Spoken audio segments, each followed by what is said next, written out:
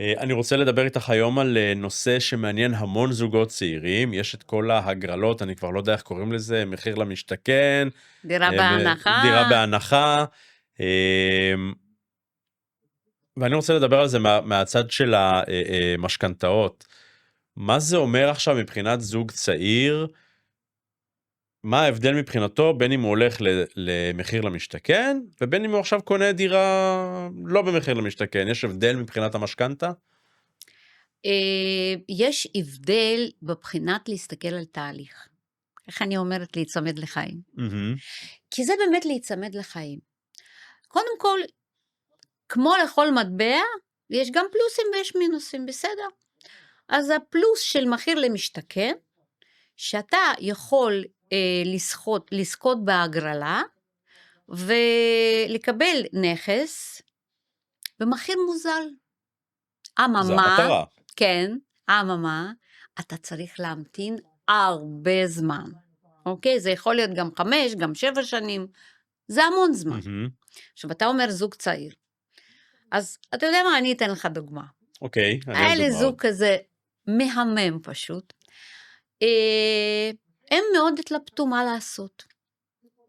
ויש להם הון עצמי יפה, במחיר למשתכן, ההון עצמי רק 100,000 שקל בעצם. זה מה שצריך בשביל יש עוד עניינים של תלויים בערך הנכס, בסדר, אבל זה לסיפור אחר. אנחנו מדברים על החיים ולא מדברים עכשיו על חישובים. אבל באופן אוקיי. עקרוני, זוג צעיר יכול לקנות נכס 100,000 שקל, אוקיי? ובדירה רגילה, כמובן, 75% מערך הנכס, זאת אומרת, הם צריכים 25% מערך הדירה. אבל בוא עכשיו לא נדבר חישובים, מהמם. אנחנו נדבר איך זה השפיע על החיים שלהם. ואז יש לי את הזוג החמוד, שהם מתלבטים. יש להם 25% מערך הנכס. יכולים לקנות, אבל מפתה אותם מאוד, אם הם יזכו, זה אומר שהם בעצם יכולים לזכות בנכס, שכשהם יוכלו למכור אותו אי שם, הם באמת ירוויחו. הם חושבים על בואי. האקזיט. כן, על האקזיט, מהמם. בסדר? עכשיו, כשחושבים על האקזיט, אני חושבת צריך להתאבד וללכת על האקזיט, בסדר? את כל מה שיש לנו, אבל אנחנו רוצים לחיות, זה זוג צעיר. עכשיו, הם גרים כרגע אצל אמא שלו, ורע לה שם. טוב, הגיוני. גם אני, כשהייתי זוג צעיר, לא הייתי יכולה לראות, טוב, לא רוצה עם לדבר על כמה זה. שאנחנו אוהבים את ההורים, זה בסדר? קשה, זה כן, קשה. זה קשה. נכון. עכשיו תחשבו, זה 7 שנים קדימה, זה ילד בעזרת השם, ועוד ילד בעזרת השם. מה נעשה?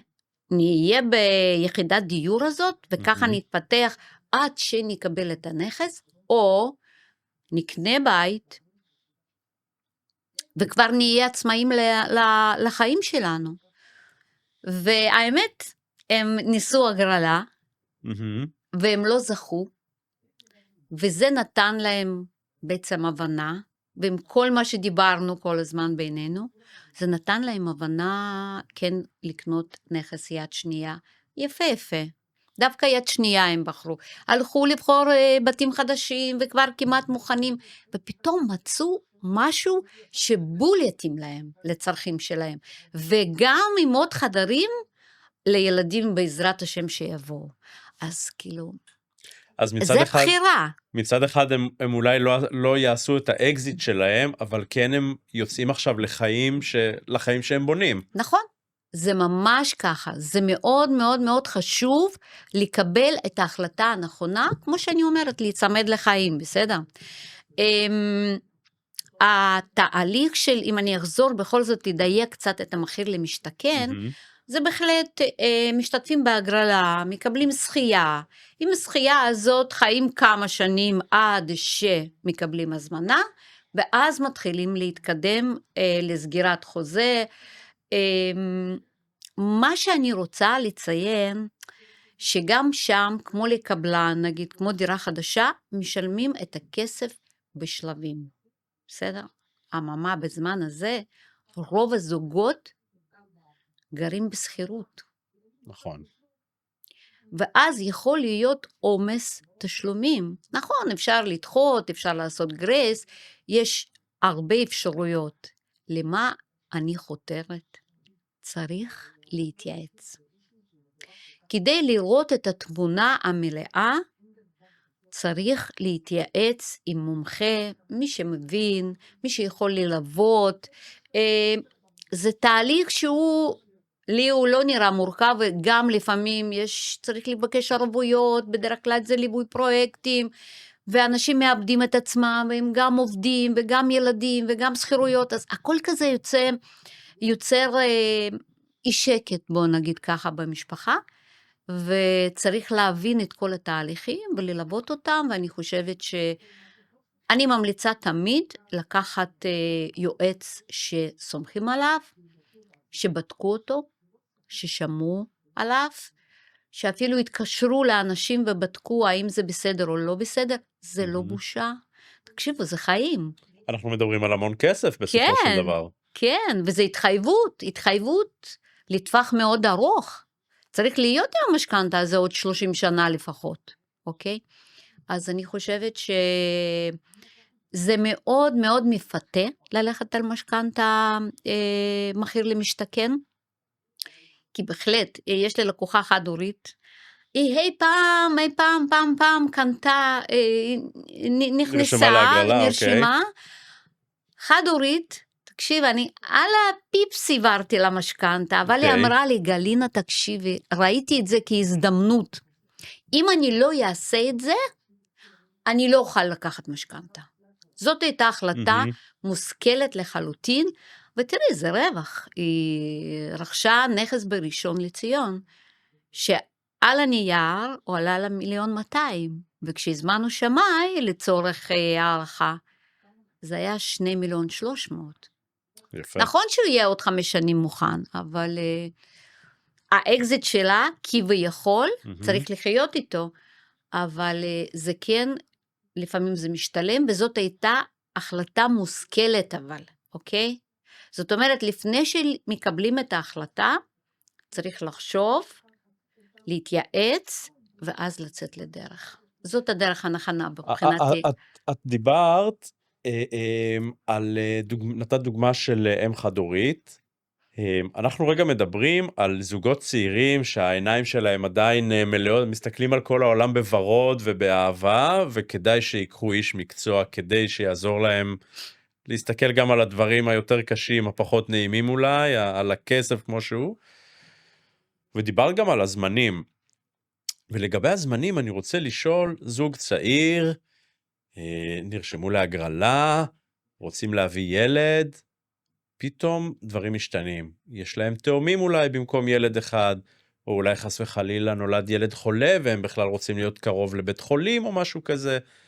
מה האופציות שלהם? יש בכלל אופציה מבחינת מחיר למשתכן? אם נרשמתי להגרלה, זכיתי, ועכשיו אני לא רוצה את הדירה, או שאולי אני צריך לשנות איזה משהו?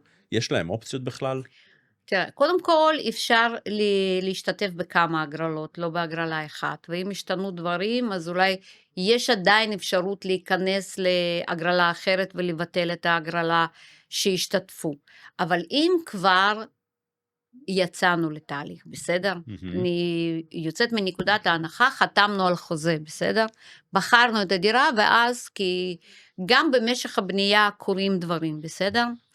אז מה שקורה בעצם במדינה, הרי בגלל שמי שמאשר את ההגרלות זה משרד השיכון, אז אם יש דברים מאוד חריגים, 2 ילדים זה אף אחד לא יחשוב על זה, זה בעצם הפתרון כפי שאני רואה אותו היום, בסדר, זה דירה תהיה מוכנה, אתה תגור בשכירות, תזכיר את הבית, וכשיהיה אפשרות למכור אותו, אוקיי?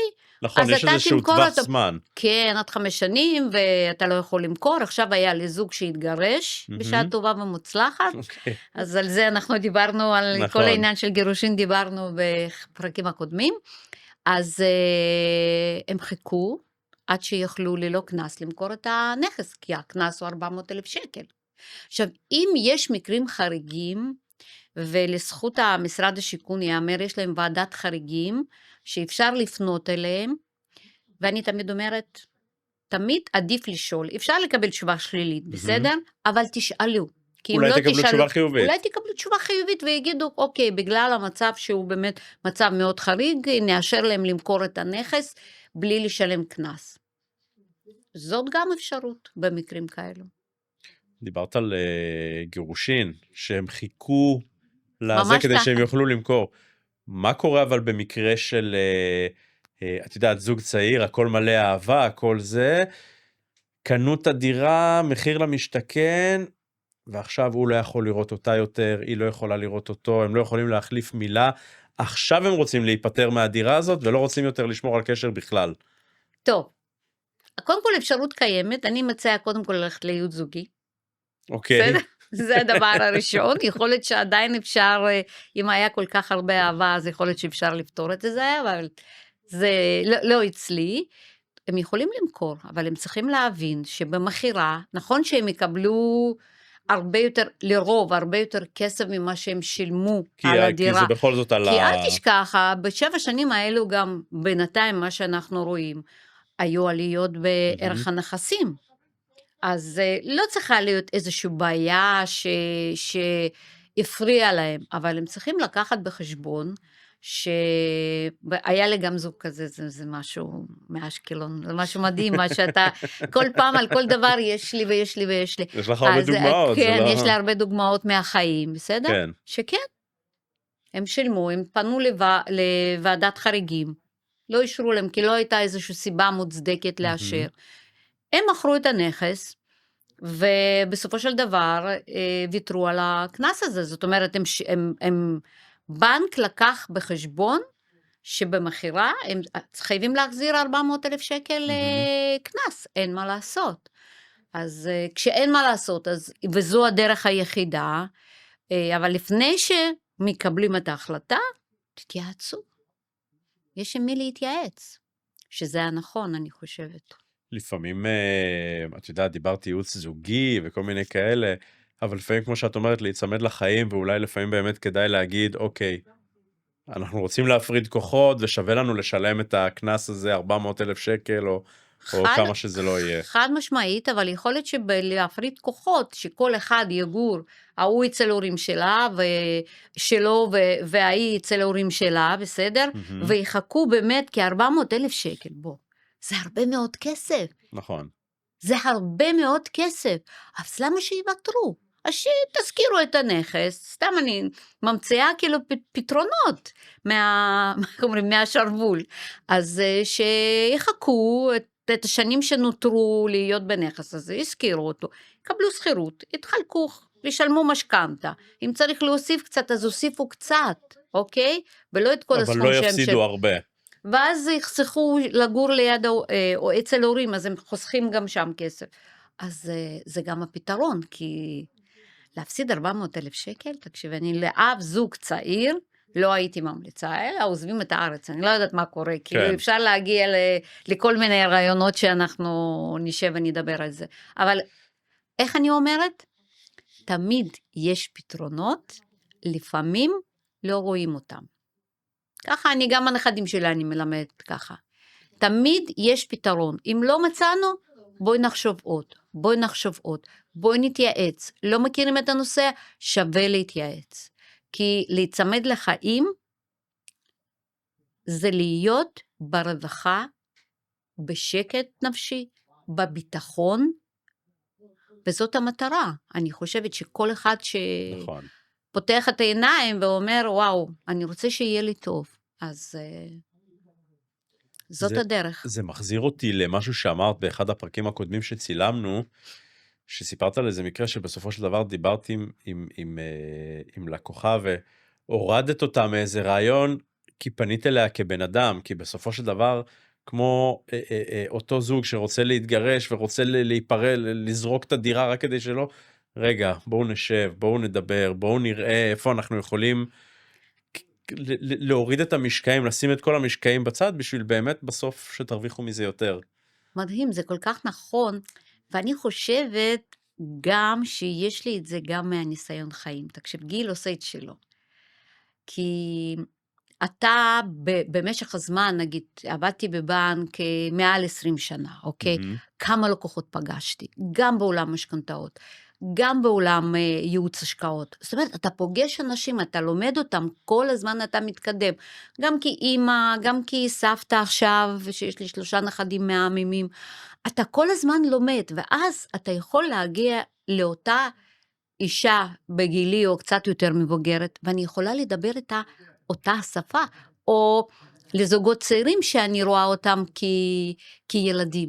אז זה פשוט מאפשר לי לשאול, לדעת לשאול את השאלות הנכונות, כדי לקבל תשובות ולקבל החלטות נכונות, ולהיצמד לחיים. יפה מאוד. זה היה מרתק כמו תמיד. תודה רבה. תודה רבה לך.